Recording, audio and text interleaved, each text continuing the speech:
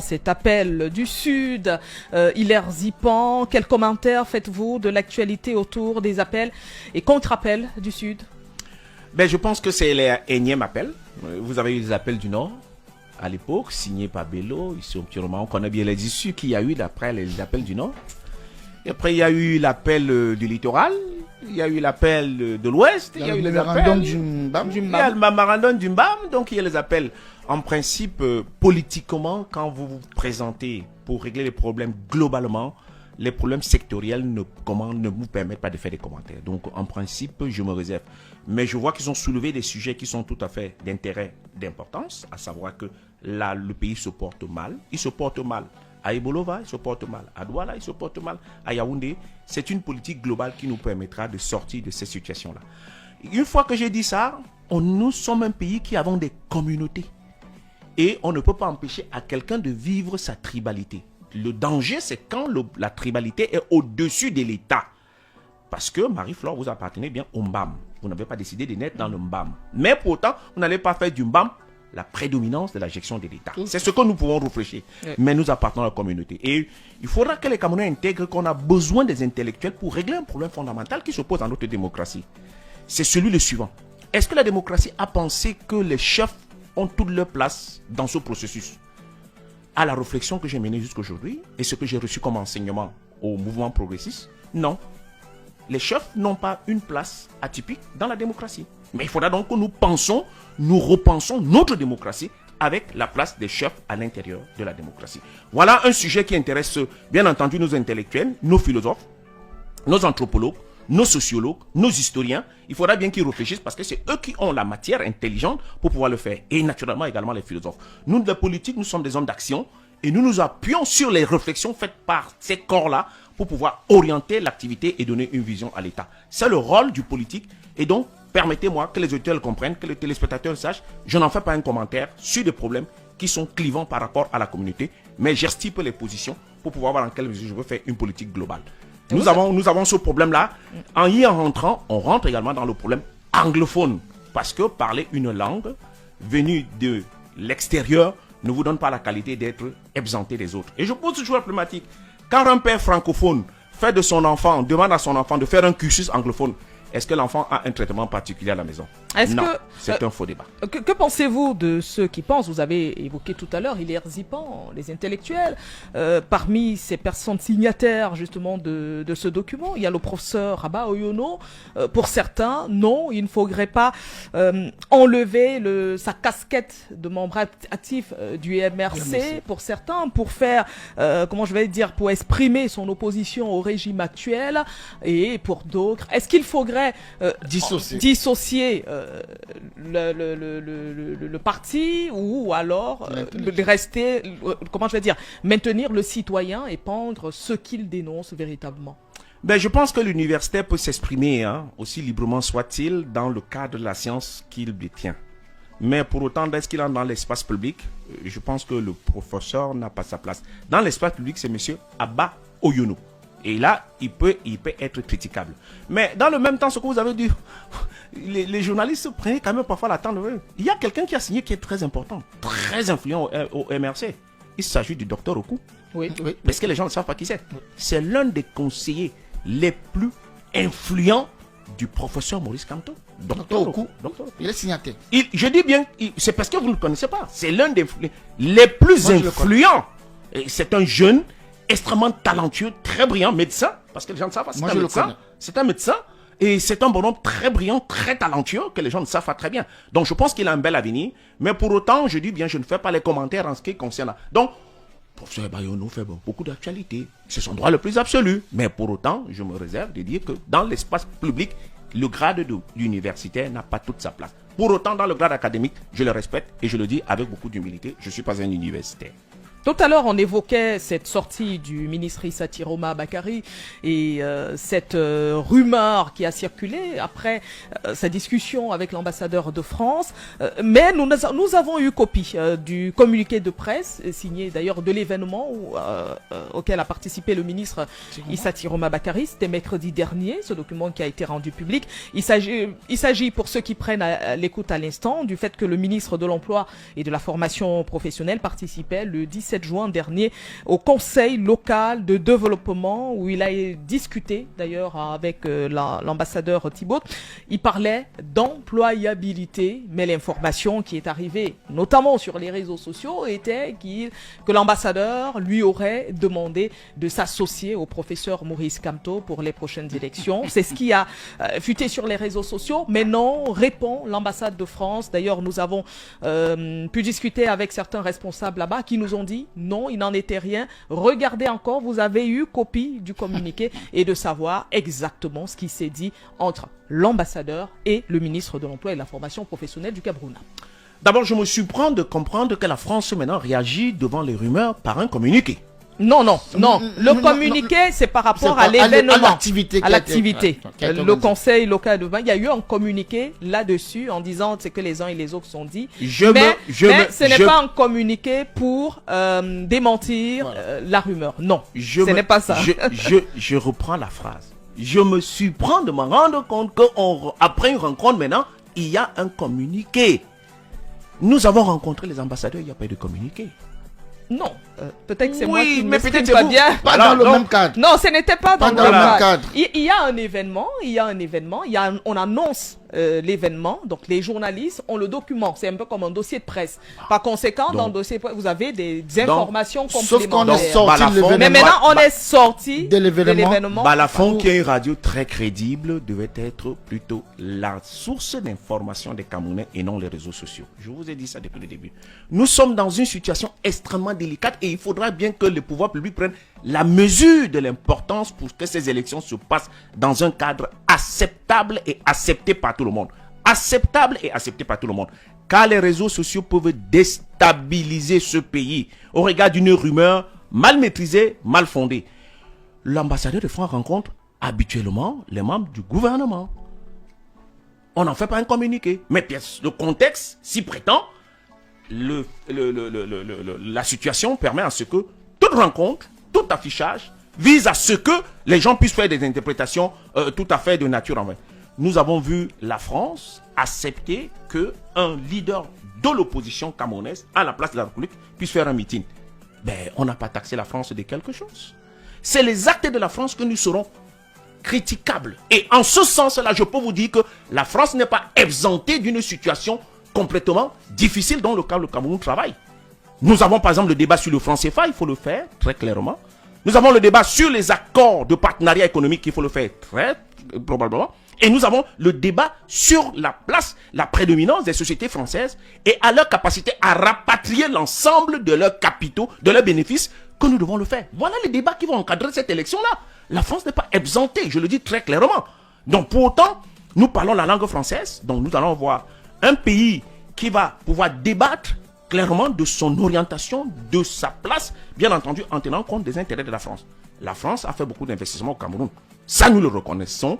Pour autant, il faudra bien qu'on encadre ces investissements-là avec un profil d'emploi qui permettra aux Camerounais d'être suffisamment plus alléchants, mieux rémunérés et que l'on chacun trouve chacun sa place. Et on parlait justement d'emploi, Emmanuel Coco, à l'occasion de cette 6e promotion du master professionnel, maîtrise d'ouvrage pour le développement.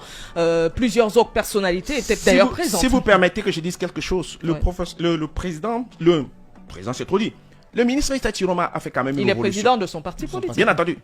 Il a fait quand même, en termes d'initiative de l'emploi en ce qui concerne la formation professionnelle, il a fait pas mal d'initiatives. Mais c'est les gens le savent. Issa Chiroma a réussi au jour d'aujourd'hui à apporter beaucoup de fonds à l'État, qui étaient pratiquement des fonds perdus, qui sont de part de vue textuelle, obligent tout expatrié à laisser un tiers ou un mois de son salaire au Cameroun pour une contribution au budget national. C'est-à-dire que vous gagnez 12 mois en tant qu'expatrié, vous laissez un mois de salaire au Cameroun. Et ça. Cette somme, il a quand même réussi à la mettre en place. Et le cumul de cette somme aujourd'hui se trouve autour de 16 à 17 milliards. Qu'il accorde dans les caisses de l'État. Ça ne les ont pas. Mais je prends acte qu'il a posé cet acte-là. Donc, est-ce que de cet acte-là, on peut dire qu'il peut pouvoir démystifier cela? C'est le débat. C'est pour ça que j'ai dit que le bilan de sa participation au gouvernement depuis 2009 à 2016 va être bien critiquable. Il faudra être extrêmement froid devant les situations, savoir prendre ce qui est mieux et savoir décrire ce qui ne va pas. C'est la seule façon pour nous de le faire. Et une fois que j'ai dit ça, les gens ont l'impression que j'ai accrédité la thèse de ce que, bien entendu, le président, ou du moins, Issa Tiroma soit le meilleur candidat. Non. On ne peut pas participer à ce gouvernement qui, globalement, a un résultat négatif et venir être prétendant porte-étendard de l'opposition. Est-ce qu'Emmanuel Coco, on peut faire un lien entre cette sortie, notamment la sortie des militants du FSNC, cette sortie même de Issa Tiroma Bakary, puisqu'il était dans la région de l'Extrême Nord à l'occasion de l'inauguration de l'usine de la Simenka, c'était à Figui. Conduite par le Premier ministre, chef du gouvernement. Il était avec le Premier ministre, puis il est rentré à Garoua. Et le président Bello. Et il a fait une sortie, justement, à Garoua. C'est certes en Foufoulde, mais on a pu avoir la traduction, de ce qu'il a dit. Est-ce qu'on peut faire le lien, justement, autour de l'actualité Issa Tiroma Bakary? Avant cette actualité, revenons sur l'actualité au sein même de sa formation politique dans le Grand Nord. Je le disais en introduction, il y a d'autres sons de cloche de ce côté qui lui demandent de revoir pratiquement son alliance avec le régime. Il ne faut pas l'oublier, tout comme le président Bello, et c'est là où ils ont des points en commun. Tous les militants de base, leur fief, leur demande de revoir automatiquement leur alliance au régime. Parce qu'il y a un autre discours qui est porté dans cette partie du Cameroun. N'oublions pas, en début d'année, on a attaqué l'année avec les propos des évêques. On a vu le clergé se lever et tenir des propos vraiment pas dans le sens d'encenser le régime actuel. Donc, il faut faire très attention. Donc, lorsqu'on le voit s'afficher avec l'ambassadeur, eh bien, c'est une façon peut-être de dire qu'il faut faire attention. On a l'impression que tu n'as pas compris l'orientation, nous, la base que nous t'avons demandé. Nous avons demandé. Donc, et regardez bien pour ce qui est de l'UNDP. On l'a fait automatiquement. Il a d'abord nommé les membres du comité central avant la rencontre très attendue de samedi prochain, du 28 juin prochain. Donc, ramener donc à l'activité à laquelle il a pris part. Je vais rassurer, nous on n'est pas allé dans des conjectures ou des projections de quoi que ce soit. Nous sommes restés dans l'activité. Et pour te rejoindre en parlant du bilan du ministre Tiroma, c'est un ancien cheminot. Il est très porté vers l'employabilité. Comme il le dit très souvent, il a travaillé très jeune, étant très jeune. Et vous verrez que c'est lui qui est venu réveiller les lycées techniques. On parle quand même de la formation professionnelle. Tout à fait. Il est venu réveiller le lycée technique. D'ailleurs, lors de l'une de ses descentes dans l'ONCAM, il s'est rendu compte qu'on a volé tout le matériel, tout l'équipement d'un lycée de ce côté. Bref, il a réveillé tout un centre qui dormait à Douala. Un centre qui a recommencé à former des jeunes. Il rencontre régulièrement les multinationales, tu l'as dit, en imposant. Ce n'est pas trop visible, mais il fait un travail de fond dans ce département ministériel. Mais il réussit à le faire parce qu'il est membre du gouvernement. Et c'est ce que nous demandons au Camerounais. Il fallait voter. Il est membre du gouvernement, naturellement. Oui, mais c'est ce que... Laissez-moi terminer la phrase. Il réussit à le faire parce qu'il est membre du gouvernement. Ça veut dire que simplement, quand on est à l'opposition absolue, quand on n'a pas responsabilité, on ne peut pas avoir un bilan aussi élogieux que lorsqu'on est membre du gouvernement. Je voudrais revenir à quelque chose de très fondamental que vous avez soulevé tout à l'heure. Qu'est-ce qui explique la rupture entre la base militante de ces partis, de ces formations politiques-là, qui sont en alliance avec le RDPC, et naturellement les dirigeants? La base, elle est claire. Lorsque vous êtes en alliance politique, et c'est ce que nous demandons, que nous devons traiter à l'intérieur de l'opposition, on doit pouvoir donner à celui qui s'allie à vous un espace politique. Je reprends. Lorsque vous êtes en alliance politique, il faut lui donner un espace local pour permettre de s'exprimer. On ne peut pas être en concurrence avec lui dans l'espace local. Et je prends l'exemple. Vous ne pouvez pas dire que le président Bello est d'accord avec le président Paul Biya en ce qui concerne les élections présidentielles, c'est-à-dire que lui apporte ses voix, lui apporte son appui. Mais au moment des élections législatives et municipales, vous êtes en concurrence avec le RDPC. C'est ça le débat. C'est qu'aujourd'hui, les élus locaux, que ce soit les députés, que ce soit les maires de ces différentes formations politiques-là, sont en difficulté face au RDPC, qui, eux, ne les donnent pas l'espace. Je vous rappelle la phrase de les nouveaux membres régionaux de l'Est.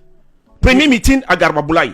Du RDPC. Du RDPC. Il faut préciser. Du RDPC. Premier meeting à Garbaboulaye. Mairie détenue par l'UNDP. Et il déclare, je cite, mon objectif est de récupérer cette mairie. Vous voulez que le maire de Garbaboulaye se comporte comme ça? Se sent menacé. Alors, donc aussi simple que ça. Vous ne pouvez pas dire que nous sommes en alliance. Il y a un allié, nous sommes un allié. Et venir dans la circonscription. Et c'est ça le mauvais côté de l'alliance politique dans laquelle nous voulons changer aujourd'hui au Cameroun. C'est-à-dire que pour avoir un candidat consensuel de l'opposition, il faut définir au préalable l'espace politique que va utiliser cet allié qui vient. C'est-à-dire que si, bien entendu, l'UMS décide d'apporter ses appuis ou son appui à un candidat consensuel, il faudra bien lui garantir des espaces où il ne va pas être en concurrence avec les partis membres de l'allié. Or, ce qui a été faussé en 92, parce qu'il faut que les Camerounais le sachent. En 92, un certain nombre de partis ont apporté l'appui à Ni John Fundi, notamment Victoria Amini-Biele, notamment dans le Honkam. Et vous ne pouvez pas comprendre qu'en 92, une fois que Victoria Amini-Biele est sortie des élections présidentielles, les élections municipales qui ont suivi en 96, le SDF sont en concurrence avec Victoria Amini-Biele. Vous ne pouvez pas comprendre que le président Samuel Eboa, qui a retiré ses voix, qui a retiré de la compétition pour appuyer Ni John Fundi, soit en concurrence dans le Mungo avec un candidat du SDF. Donc, cette manière de faire la politique n'est pas la bonne. Il faut donc définir les espaces pour permettre à chacun puisse respirer politiquement. Si votre formation politique est la meilleure, pour autant, il faut bien que dans la négociation du candidat consensuel, qu'on vous garantisse l'espace politique en ce qui concerne les élections législatives et municipales. Parce que certaines formations politiques n'ont pour rôle que d'avoir des députés et non pas pour ambition d'avoir un candidat à l'élection présidentielle. Mais Emmanuel Coco, on a pu avoir une traduction de ce qu'a dit Satiroma Bakary. C'était devant son domicile, je pense, si j'ai bonne mémoire. Il parlait en langue locale. Il parlait en langue locale, mais on a pu avoir la traduction. Et pour certains, peut-être, il pourrait avoir un divorce désormais avec le président national du RDPC. Il n'y a pas de mariage éternel. Et je vais, pour ceux qui demandent un tout petit peu ce qu'il a dit, je vais le citer. Il dit par exemple, toute personne qui vous invite à voter pour une chose déjà reconnue comme étant la cause de votre mal, c'est lui votre ennemi. Est-ce qu'on se comprend? Dit-il. Vous savez qu'un parti vous a causé un problème. Vos jeunes filles restent sans mariage parce que les jeunes hommes sont sans activité professionnelle, donc sans revenus, et ce en dépit de leurs multiples prières pour obtenir des hommes valables. Or, comme vous savez, dans nos contextes, un homme ne devient valable que quand il a une activité génératrice de revenus. Comment vont-ils l'avoir si, dans tous les concours qu'ils font, on les recale? En plus, il n'y a aucun investissement digne de ce nom qui est fait pour les aider. Ils errent dans une misère indescriptible. Et c'est dans ces conditions que quelqu'un se lève et veut vous forcer à voter pour une personne ou pour un parti qui n'a pour seul objet que de vous apporter davantage de misère. N'est-ce pas là une véritable calamité? Seule votre prise de conscience peut vous protéger de cette calamité. Même si c'est moi, Chiroma, qui vous dis demain de voter pour les responsables de vos malheurs, considérez-moi comme votre ennemi. Ce que vous me voyez faire, c'est parce que je serai devant vous. Demain ou après-demain, je serai de retour ici parmi vous. Je n'ai rien d'autre qui m'est plus cher que vous. Certes, on n'a pas pu vous sortir de la misère hier, mais aujourd'hui, si on s'unit, si nous nous mettons ensemble, on peut le faire. Vous sortirez de vos souffrances. Comme je vous l'ai dit, il a plu par la volonté de Dieu, mais Dieu ne viendra pas semer à votre place. Il est temps que chacun fasse son travail, s'inscrire sur la liste électorale et obtenir sa carte pour faire un choix audacieux qui nous sortira de la misère de ces 42 ans. C'est Issa Tiroma qui parle. C'est une traduction en langue en français. Voilà. En français. Si on fait confiance à la traduction, dans ce cas, on peut retenir que c'est quelque chose d'attirant. Et s'il certifie que c'est effectivement ce qu'il a dit, parce qu'il faut faire attention à l'intelligence artificielle qui peut exister. Mais ce que je dis, si je retiens là-dedans... Non, c'était pas l'intelligence artificielle. Moi, j'étais dans le Nord, justement, quand le ministre Tiroma... Bon, maintenant, mon foufoudé n'est pas bon du tout. Je peux dire quelque chose? Oui. Peut-être en 10 secondes. En 10 secondes pour dire que si l'on retient que si je reviendrai ici parmi vous, c'est qu'il a 80 ans. Donc, il est au bout de ce rôle. Alors, la question est la suivante. Est-ce que ce système est au bout du souffle ou au bout du cycle? Allez vous inscrire sur les listes électorales, ce serait un référendum. Voulons-nous continuer avec ce système? Vous votez oui. Voulons-nous avoir une rupture avec ce système? Vous votez non et vous votez pour le candidat consensuel. Parce qu'il le dit, c'est ensemble que nous allons réussir cette transformation. C'est ensemble. Et c'est ensemble que le peuple camerounais va réussir sa transformation. En 10 secondes.